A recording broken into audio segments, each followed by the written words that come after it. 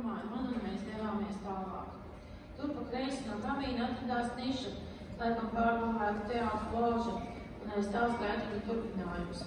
Tā galā bija durvis, uz kurām tādiem pašiem burtiem kā nama nosaukums vēstīja Kamila. Pēkšņi kā naša doriens, kad krūtīs iedzēlas pēkšņi uztraukums.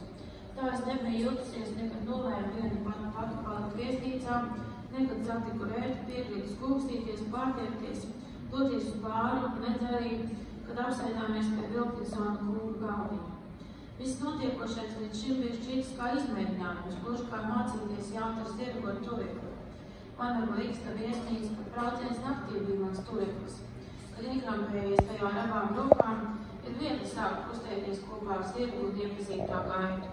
Bet, kad iedot tikai pavada, ir jānāk valdīt dzirdi, sajust un sapulst vienā. Pārvaldīt vilni noteikti bija vēl grūtāk, jo vilnis varēja nogalināt. Gluži kā vēlas, tajā brīdī, kad parādījās spūkainie kuģais, logu un remontu rūpnīcas skurstenis, tureklis pazuda.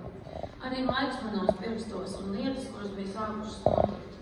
Visa pasaules sašaurinājās līdz šiem durvīm.